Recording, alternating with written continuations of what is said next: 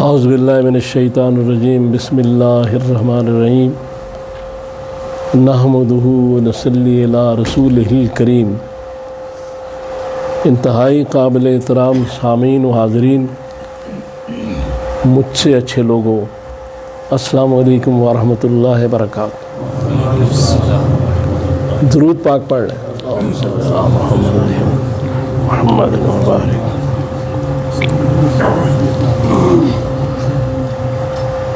یہ جو مبارک مہینہ ہے، گزشتہ مجلس میں میں نے بتایا تھا کہ اس میں ثواب بہت کئی گنا زیادہ بڑھ جاتا ہے کسی نیکی کا، اور نفل فرض کے برابر، اور فرض 70 گنا۔ تو اس میں ایک خاص جو بات ہے وہ ہے صدقہ و خیرات۔ چونکہ صدقہ اور خیرات جو ہے یہ اگر غریبوں مسکینوں کو دیے جائیں تو وہ بھی اچھی طرح رمضان گزار لیں گے، ان کی بھی خوشیاں ہو جائیں گی۔ اور اس میں قرآن پاک اور احادیث میں بڑا زور دیا گیا ہے۔ ایک حدیث پاک ہے بخاری کی کتاب الوصایا میں، اس میں یہ ہے کہ کسی صحابی نے پوچھا کہ یا رسول اللہ سب سے افضل صدقہ کون سا؟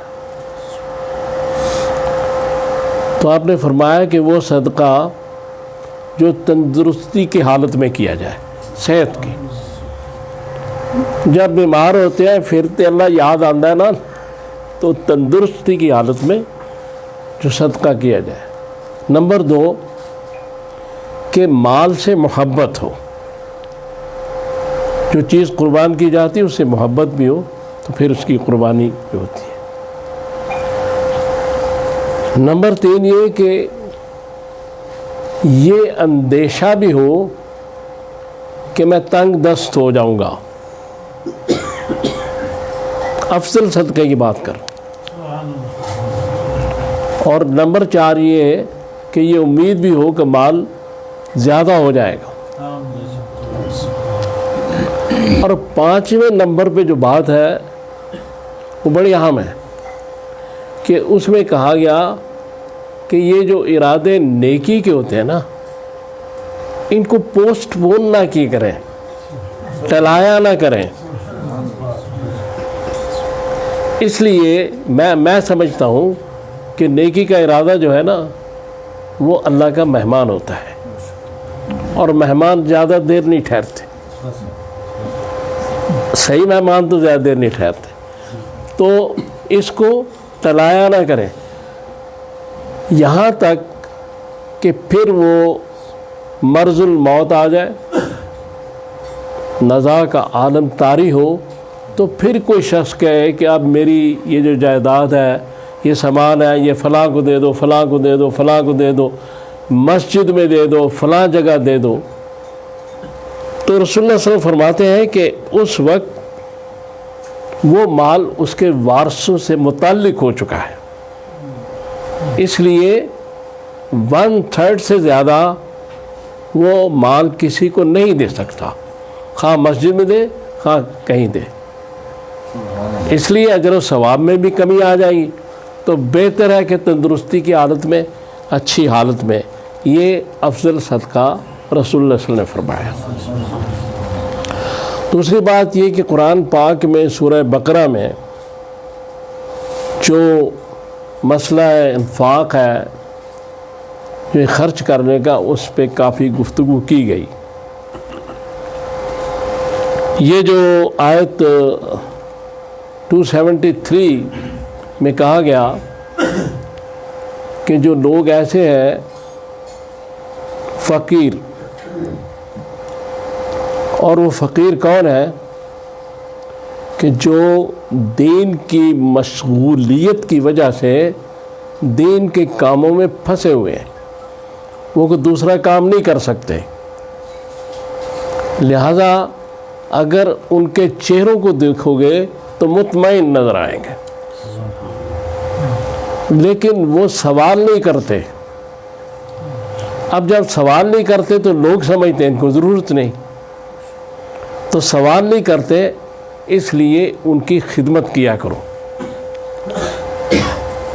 اور اس میں یہ کہا گیا کہ لپٹ لپٹ کے سوال نہیں کرتے، یعنی جو سوال کرتا ہے، ہاتھ پھیلاتا ہے،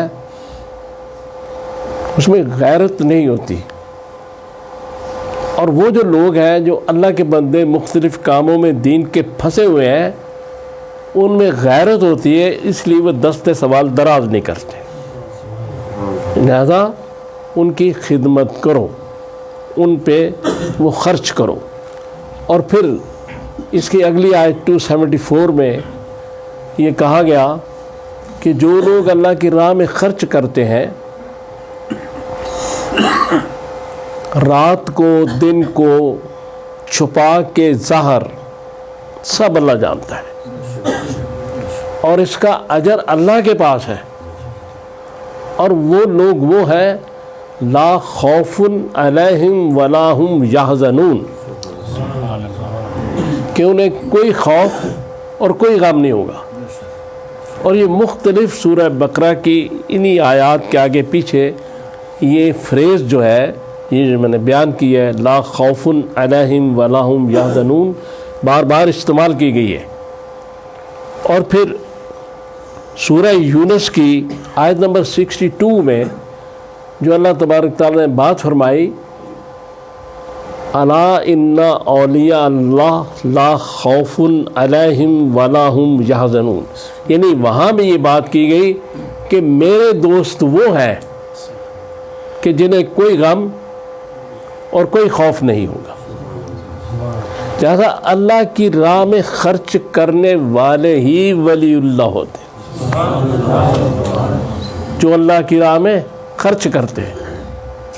تو اس لیے گزارش یہ ہے، یہ مہینہ بڑی برکتوں کا ہے، بڑی رحمتوں کا ہے، تو اس میں دوسروں کی مدد کرنا جہاں تک آدمی کی وسعت ہو وہ کرے۔ اور پھر اس میں سب سے بڑی جو بات ہے کہ سخاوت یا کسی کو چیز دینے میں نمائش نہیں ہونی چاہیے، اخلاص ہونا چاہیے۔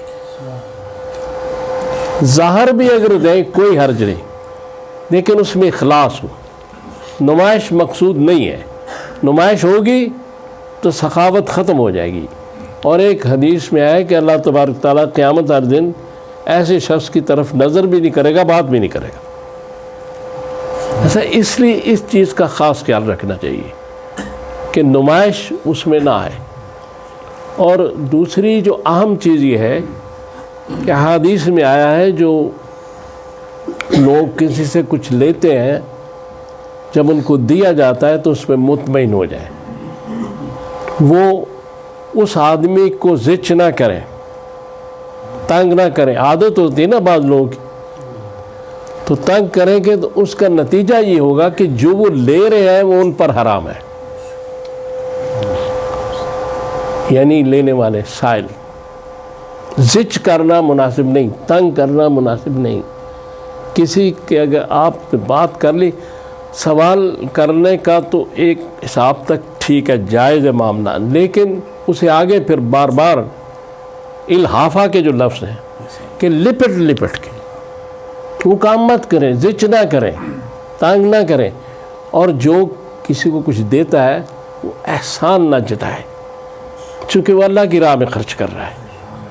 وہ جو کچھ دیا ہے اس کو اللہ ہی نے دیا ہے، کیونکہ اللہ تبارک تعالیٰ فرماتے ہیں کہ ہم جو تمہیں رزق دیتے ہیں اس میں سے تم آگے تقسیم کرو۔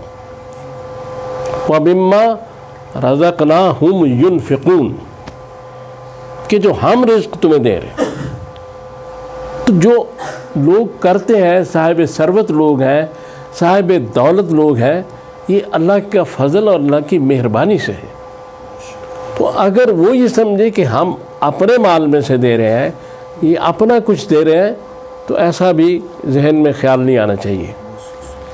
اور یہ جو چیز ہے، یہ جو مہینہ ہے، اس میں خصوصی طور پہ یعنی کئی احادیث میں یہاں تک ہے کہ پانی کے گھونٹ سے روزہ کھلا دو، کھجور ایک سے کھلوا دو. یہ باتیں سمبل ہیں، یہ سمبولک چیزیں بتائی گئی ہیں کہ یہ نشانیاں ہیں کہ اگر آپ کچھ نہیں کر سکتے تو پانی کا گھونٹ تو پلا سکتے ہو. تو پانی کا گھونٹ کا یہ مقصد نہیں کہ ایک پانی کا گھونٹ ہی پلایا جائے، مقصد تو اللہ تبارک تعالیٰ سارا سمجھا رہے ہیں، ہم نہیں سمجھتے، سمجھنا چاہیے. تو اللہ تعالیٰ سے دعا کریں کہ اللہ تعالیٰ مجھے اور آپ کو توفیق دے کہ میں نے جو یہ باتیں کی ہیں ہم ان پہ عمل کر سکیں. صلی اللہ تعالیٰ علی خیر خلقی محمد وآلہ صحابہ اجمعین برحمتک یا ارحم الراحمین.